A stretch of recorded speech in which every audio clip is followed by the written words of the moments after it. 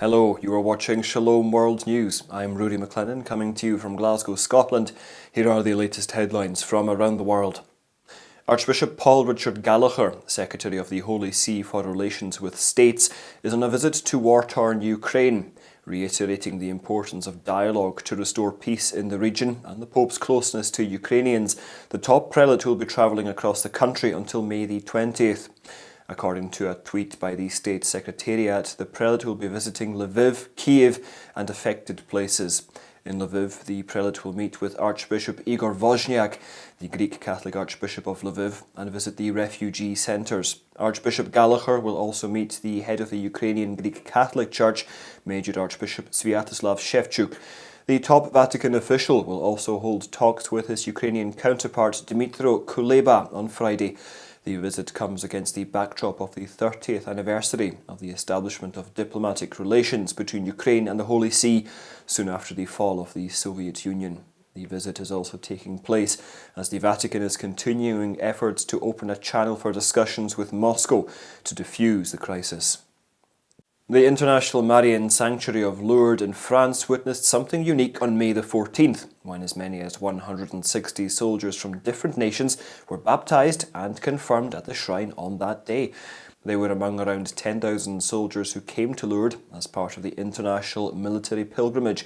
Soldiers and military school cadets from around the world assembled in Lourdes from May the 13th to the 15th.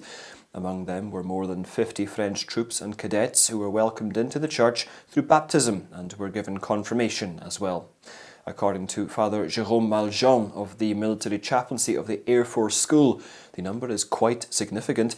Each year, as many as 150 such baptisms take place. Separately, in a video message to the soldiers and cadets, Vatican Secretary of State Cardinal Pietro Parolin urged them to download a new application to help them remain connected to the faith and derive consolation from prayer during war and times of uncertainty.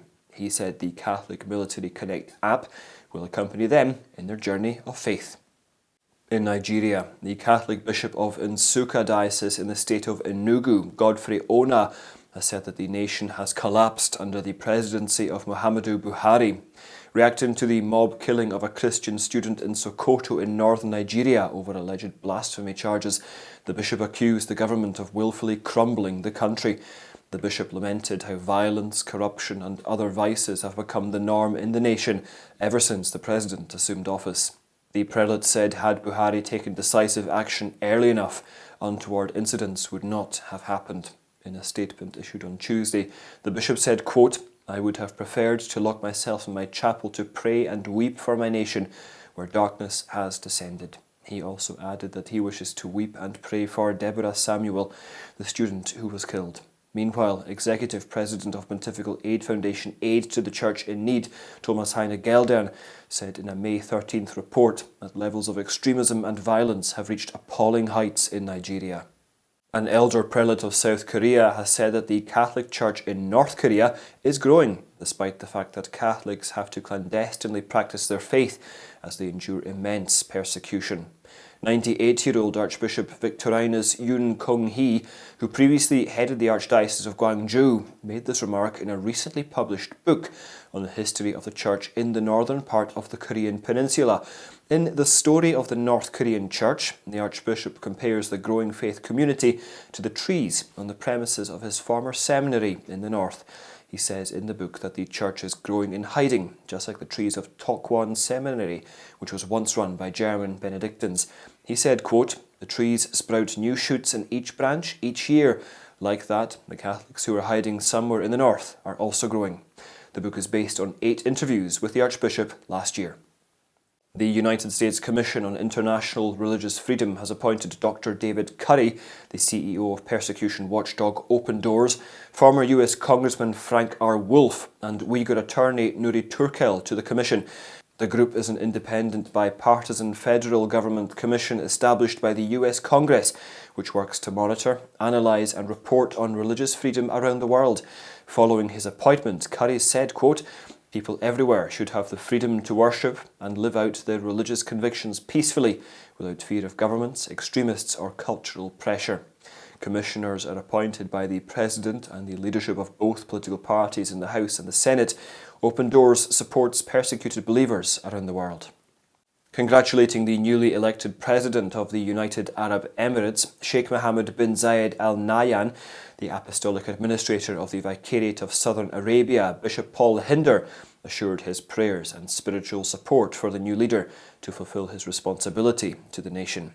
In a communiqué issued on May the 14th, the Swiss prelate applauded the leadership and statesmanship of the President. Recollecting his governance amid the COVID-19 pandemic, Bishop Hinda said, quote, "I also remember with gratitude His Highness's initiative in helping the less privileged of the less fortunate countries in the world to face the challenges of the pandemic through the aid that the UAE was able to provide." Bishop Hinda also shared his hopes that the country may reach great heights and continue to be a nation of tolerance, peace and joy under Sheikh Mohammed's leadership. He succeeded Sheikh Khalifa bin Zayed Al Nahyan after he passed away on May the 13th after battling illness for several years.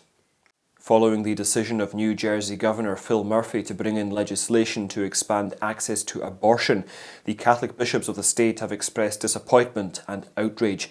A statement issued by Cardinal Joseph Tobin of the Archdiocese of Newark and 6 other prelates says that the act by its very nature terminates human life. If it is enacted, the bill mandates health insurance firms to cover abortions, and it will also codify norms that allow non-physicians to perform abortions. It will also use taxpayers' money to create a public fund for terminating pregnancy. The bishops said that the proposed bill is a direct attack on the sanctity and dignity of life, and it also demonstrates that society has failed when a mother feels her only option is to kill her child in the womb. In the United States, New Jersey has some of the most permissive abortion laws, and it is one of the top 3 states in terms of frequency of abortion. The Archbishop of Manila, Cardinal Jose Advincula, has appealed to Filipinos to have faith in the democratic process. He made this appeal in a video message on Monday, 1 week after the nation went to the polls to elect a new president. He said in his message, "Let us continue to love, care and pray for our country." He also used the opportunity to thank everyone who took part in the general election on May the 9th. He compared participation in elections to being part of the mission of the Church. Garnering more than 31 million votes, Ferdinand Marcos Jr., the son of the late dictator Ferdinand Marcos, is the presumptive winner. His running mate Sara Duterte, daughter of outgoing President Rodrigo Duterte, is poised to become the next vice president.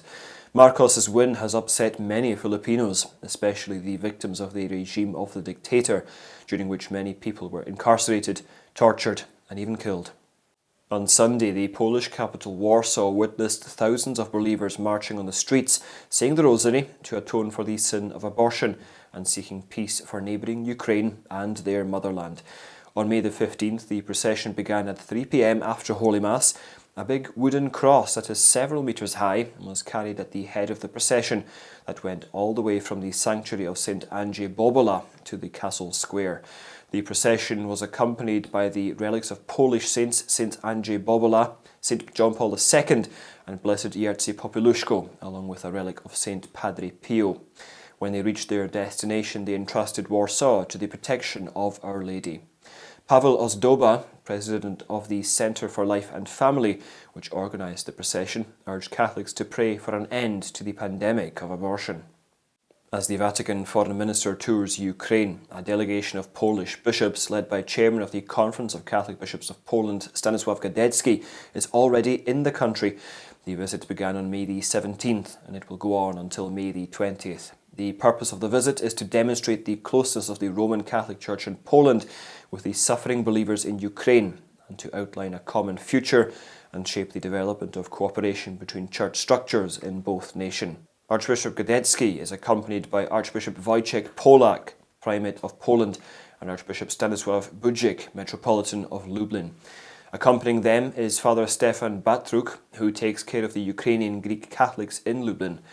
On Wednesday, the delegation visited the Archbishop of Lviv, Igor Woźniak of the Greek Catholic Church, and the Roman Catholic Metropolitan of Lviv, Archbishop Mieczysław Mościcki. The Polish bishops will also visit St. Sophia's Cathedral in the capital Kiev and the Patriarchal Cathedral of the Resurrection of Christ of the Greek Catholic Church. And those are your latest headlines. Do join us again tomorrow for more. And remember, you can also visit swnews.org for more updates. Shalom.